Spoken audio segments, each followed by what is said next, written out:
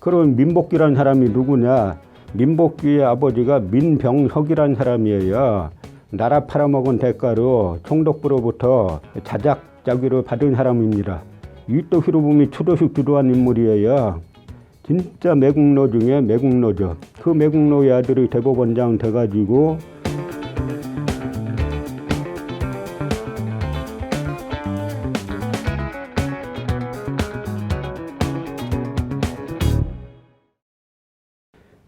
네, 안녕하세요.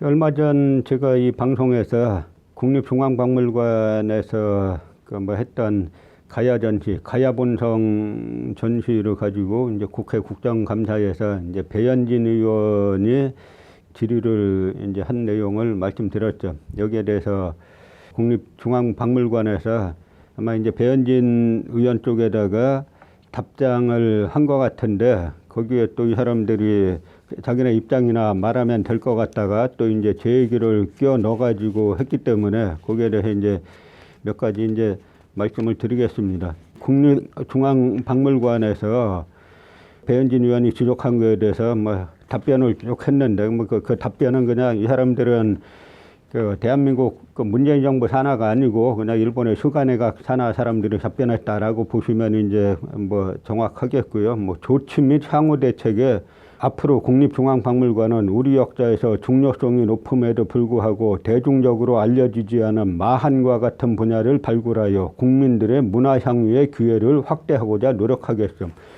그러니까 지금 가야본성 전시 내용이 임나 일본부서를 추종했다라고 그 지적을 받았는데 느닷없이 마한과 같은 분야를 발굴하여 이렇게 나왔어요. 일반 국민들이 이게 무슨 내용인지 알 수가 없죠.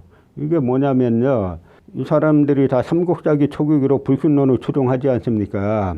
그러니까 원삼국이라는 용어를 만들어내는데 예를 들어서 백제는 BC 1세기에 BC 18년에 건국됐다라고 말하고 있죠. 그런데 우리나라 이 식민사학자들, 식민고고학자들은 아니라는 거예요. 백제는 고유왕이나 근초고왕 때 건국했다는 거죠. 그러면 백제가 3세기나 4세기에 건국했다라고 주장하는 겁니다. 온조왕이 건국했다는 건 다 거짓말이라는 거죠. 그러면 BC 1세기부터 그 다음에 3세기 때까지 관련 유물이 한강부터 충청도 전라도에서 쏟아져 나와요. 그러면 그걸 뭐라고 설명하면 됩니까? 백제 문화라고 설명하면 되는데 이 사람들은 그때 백제가 없었다는 거예요. 그러니까 그걸 갖다가 삼국지 위지 동의전에 나오는 삼한조를 끌어들이는 겁니다. 거기에 삼한에 대해서 한반도 남부에는 마한지남 변한이 있었다. 그래서 마한에는 54개 소국이 있었는데 그 마한이 있었던 곳이 바로 지금의 충청도 전라도다. 이래가지고 백제를 부인하고 느닷없이 마한을 끌어들여가지고 백제는 없고 마한이 있었던 것처럼 호도하는 거죠. 이게 바로 삼국사기 불신론을 갖다가 대한민국 국민 세금으로 삼국사기 불신론이 맞다라는 걸 입증하려고 하는 겁니다. 아니 마한에 대해서 기록이 뭐가 있어요? 마한에 대해서는 삼국지 위지 동의전 한주에 나온 거 보면 나라 이름만 54개 잔뜩 써놨어요. 그리고 풍습 조금 써놓고 왕의 이름이 하나 나오는 것도 아니고. 그런데 충청도 전라도 지역에서 유적이 나왔으면은 백제 유적이라고 해야 되는데 백제 유적이 아니고 마한 유적이다. 백제는 그때 없었다. 이게 이제 지금 식민학자들, 식민고고학자들이 갖고 있는 공동의 이제 견해이기 때문에 이걸 갖다 대한민국 국민 세금 가지고 또 하겠다라고 하는 이야기입니다. 그런데 여기에 또 자기네가 이제 나름대로 반박을 한답시고 이렇게 쭉 써놨는데 이 전시 관련 신문 기곡을 해가지고 경북일보, 기고, 국립중앙박물관 가야본성 칼과현을 관람하고 해가지고 이영식 인제대학교 인문문화융합학부 교수 이렇게 기고를 해놨죠. 근데 이영식이란 이분은 제가 몇 차례 이야기했지 않습니까? 일본 서기를 바라보는 자세. 물론 이제 일본 가서 아마 와헤라덴가에서 학위를 받아갖고 온 분인데 이분은 뭐라고 한다 그랬어요. 우리는 일본 서기로 돌아가야 된다. 그 일본 서기에 대한 사료 비판은 물론 중요하지만 그거보다 더 중요한 것이 일본 서기의 눈으로 바라봐야 된다. 이렇게 자기가 버젓이 글쓴 분이라고 제가 여러 차례 이야기했죠. 그러면 일본 서기라는 책은 제가 몇 번 말씀드렸지만 일단 연대부터 조작한 책이죠. 그러니까 야마도웨라는 것이 큐슈의 야마도웨의 원시작이 있었다라고 치면 AD 3세기 말에 시작하고 실제로 야마도웨가 국가로 성립하는 것은 AD 6세기에서 7세기에 비로소 국가가 되는 겁니다. 그런데 일본 서기는 야마도웨가 서기전 660년에 시작하는 걸로 1000년 이상 역사를 소급해서 끌어내린 그러한 거짓말투성이의 역사회죠. 그리고 일본 서기는 조공의 한이 맺힌 책이라고 했잖아요. 일본 서기 보면 고구려 백제 신라 임나가 동시에 조공을 바쳤다. 뭐 이런 기록이 무수히 나와요. 그러니까 아니 고구려 백제 신라 가야 사람들이 자 우리 야마도에 조공하러 같이 갑시다. 서로 연락해가지고 자 몇 월 며칠 날 어디서 모여가지고 같이 갑시다. 이래갖고 갔다는 이야기잖아요. 거기다 또 광개토대왕까지 야마도에 조공을 바쳤다고 그렇게 쓰고 있는 책이 일본 서기예요. 그 눈으로 보자고 주장하는 사람이 이영식 인제대 교수인데 버젓이 국립중앙박물관에서 국회의원에게 답변 자료로 이런 사람이 쓴 글을 갖다가 제시한 겁니다. 대한민국 국립중앙박물관이 왜 가야본성전을 임날본부설로 뒤엎어놨는지 이게 마인드가 나오잖아요. 스스로 자백하는 거예요. 또 하나는 서울신문, 기고, 가야특별전과 효비인이즘적 음모론, 규경량, 가톨릭대 국사학 전공교수. 이 규경량도 제가 이야기했죠. 광교토대왕 비문을 해석할 때 광교토대왕 비문에 공적, 훈적 나타나는 건 다 뻥이고 광교토대왕 비문에 나오는 외는 사실이다라고 주장한다 그랬죠. 가야전시 우리가 잘 몰랐는데 국립중앙박물관쯤 되니까 그 수많은 흩어져 있던 가야 관련 유적을 다 모아놨잖아요. 유적은 너무 그 유물은 너무 훌륭합니다.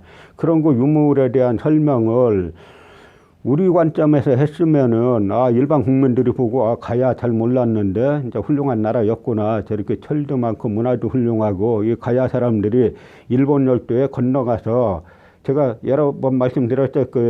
일본의 천황가의 시조 발장가라고 하는 사이토바루 고분군에서 나온 철모와 대가야가 있었다는 고령 지산동에서 나온 철모가 똑같다 그랬죠.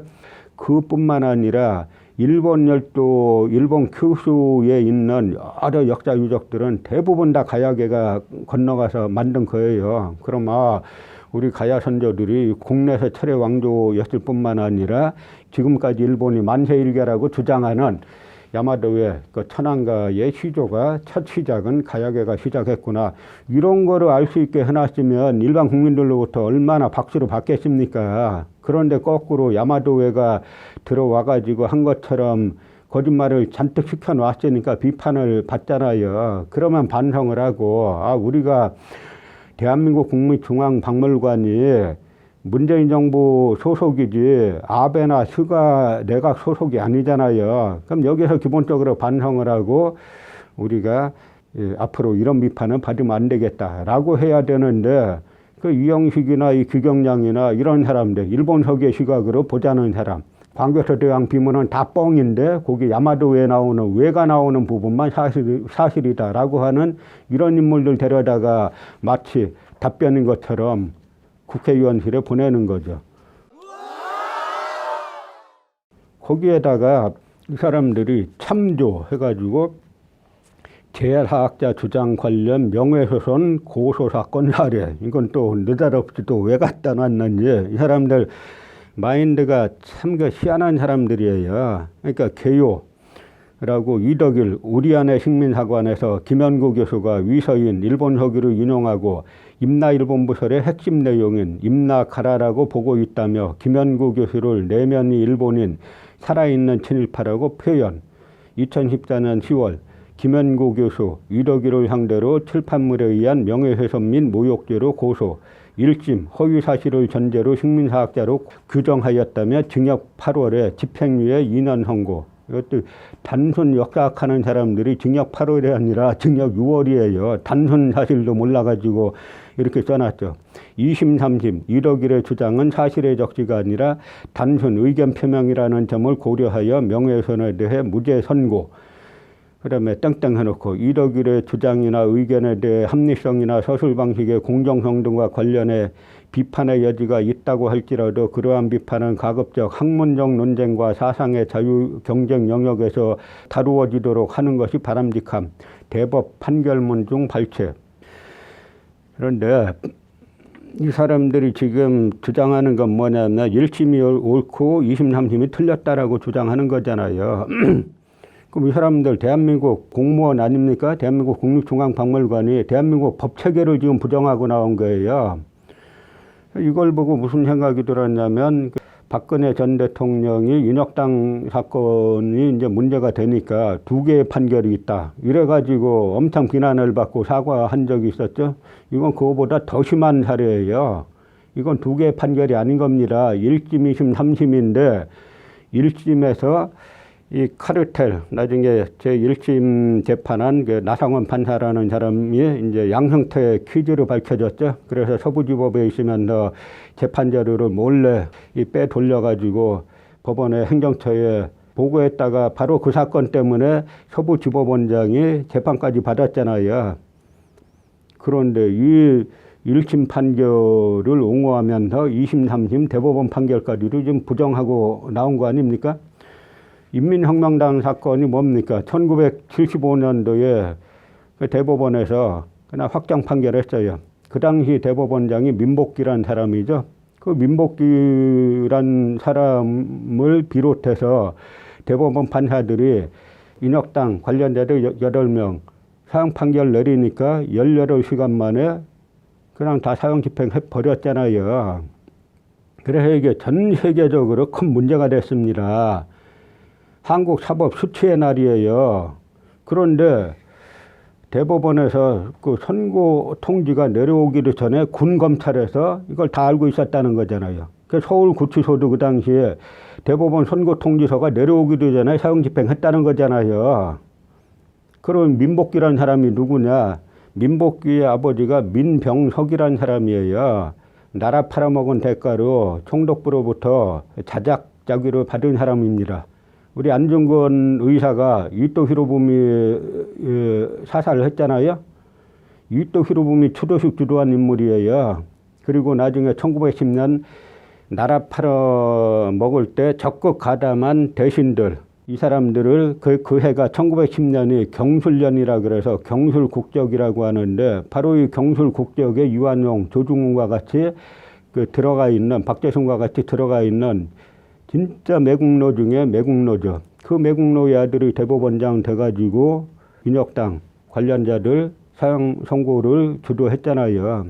이 사람들이 아무리 유신시대라고 할지라도 백보를 양보해가지고 이 인혁당 관련자들 사상적으로 문제가 있다라고 치면은 그냥 감옥에 넣으면 되잖아요. 감옥에 넣어서 사회하고 단절시키면 되는 걸 갖다가 이걸 굳이 사형 선고를 내려가지고 18시간 만에 다 집행해버렸어요.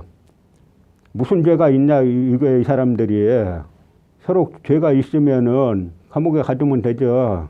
그래서 2005년도에 대법원에서 그 무죄 판결이 나왔죠. 이걸 2개 판결이라고 하는 거예요. 2개 판결이 아니에요. 마지막 대법원에서 무죄 판결을 하고 사과까지 했지 않습니까? 법원에서. 이게 최종 판결이에요. 그나마 이거는 대법원에서 한 걸 갖다가 대법원에서 뒤집은 거죠. 그래도 뒤집은 대법원 판결 하나만 있는 겁니다. 2개 판결이 있는 게 아니고. 그러니까 당시 박근혜 후보가 여기에 대한 비난이 들끓으니까 사과했잖아요. 그런데 여기에서는 대한민국 국립중앙박물관이 헌법기관인 국회의원에게 보내는 문서에서 2심 판결하고 대법원 판결을 부정하는 취지로 보내지 않습니까? 이게 대한민국 국가기관이에요.